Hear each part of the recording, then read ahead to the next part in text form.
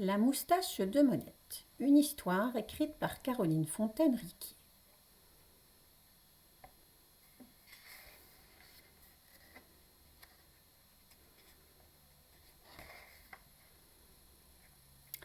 Monette est une fillette si craintive, si timide, qu'elle n'a pas d'amis. Elle se console en lisant. Et que les livres soient petits, grands ou même énormes, elle les dévore tous avec passion.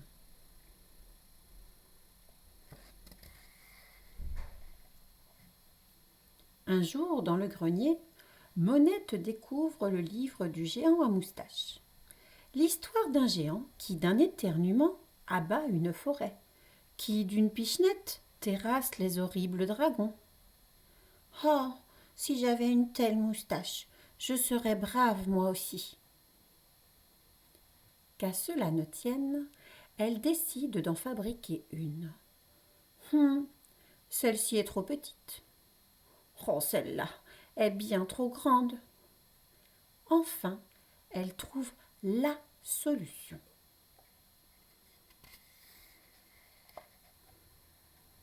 La voilà sortie.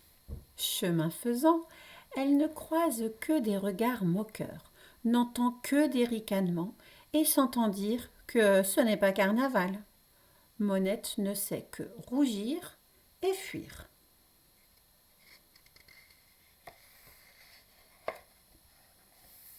Ce soir-là, rien ne va plus. Elle se couche sans dîner. Oh, si le géant à moustache était là, il saurait quoi faire. Monette s'endort, triste comme les pierres.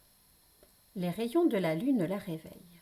Dans un coin de la chambre, elle distingue alors une ombre immense, effrayante. « Tu m'as appelé, et me voilà !» dit l'ombre avec une voix caverneuse. Monette tremble. Le géant à moustache se dresse là devant elle. Ce chasseur de dragons est-il aussi un dévoreur d'enfants?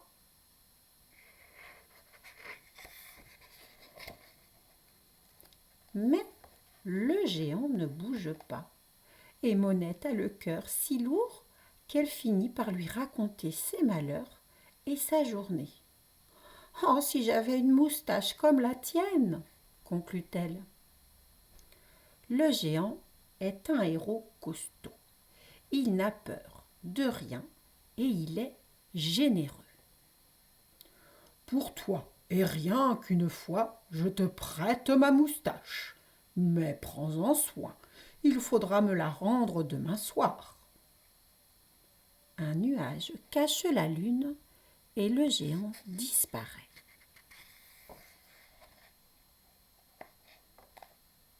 À son réveil, Monette pense avoir rêvé. Mais quelque chose lui gratte le nez. C'est la moustache du géant. Plus impatiente qu'hésitante, elle file à l'école vérifier les pouvoirs de cette moustache. « Salut !» dit Monette à chacun. « Salut !» lui répondent certains. « Tu veux jouer avec nous ?»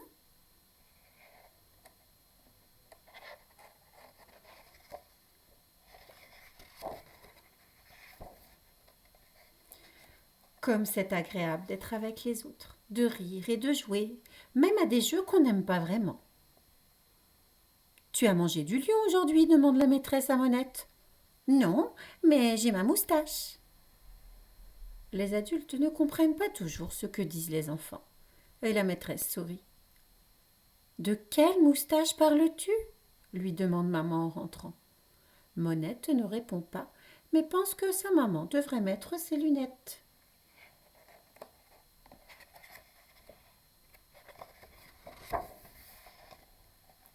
Le soir, devant le miroir, Monette s'arrête net. Cette moustache qui lui chatouille le nez. Elle ne la voit pas sur son reflet. Décidément, cette moustache est magique. Et elle part d'un grand rire, d'un rire qu'elle ne se connaissait pas, celui d'une géante. Le rire de Monette est si fort il la secoue tant qu'hélas, la moustache tombe au fond du lavabo. Monette tente de la récupérer, mais c'est peine perdue. Toute tremblante, elle va se coucher et attend le géant. Quand il apparaît, elle lui raconte l'incident. Et le géant devient rouge, rouge rubis. Que va-t-il se passer?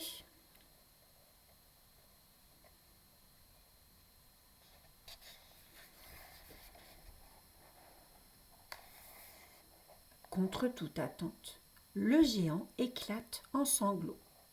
Oh non, justement ce soir je dois chasser le plus terrible des dragons. Monette reste sans voix devant son héros démuni. Quand les pleurs du géant redoublent, Monette essaye de le rassurer. C'est à moi de t'aider maintenant. Allons-y.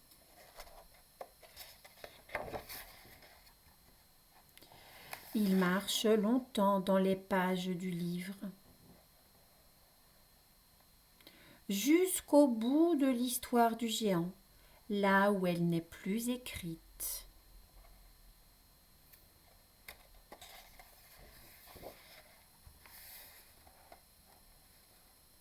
Soudain, l'odeur du bois qui brûle les prend à la gorge, et la chaleur des flammes les saisit. Le dragon n'est pas loin. Le voilà, tout feu, tout flamme. Le géant pleure de plus belle. Monette sent en elle monter une colère qu'elle ne connaissait pas. Une colère de géante.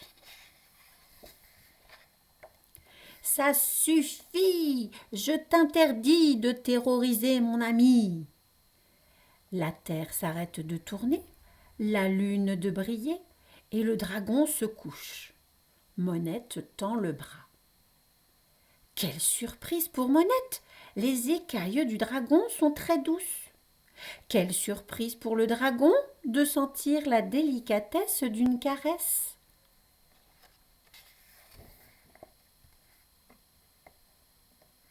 On n'est pas obligé de jouer les costauds, dit Monette. Le géant s'assoit alors près du dragon, mais pas trop près quand même. Le dragon ne bouge pas, enfin, presque pas.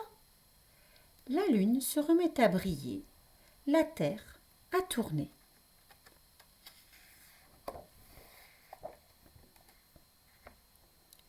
C'est presque l'aube. Monette doit rentrer, à regret. À bientôt, les amis.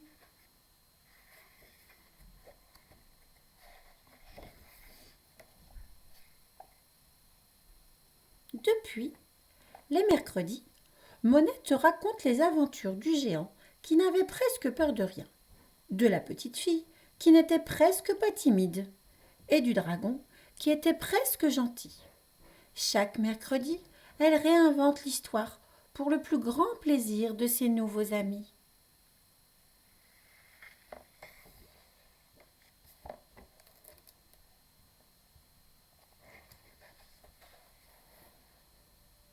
La moustache de Monette.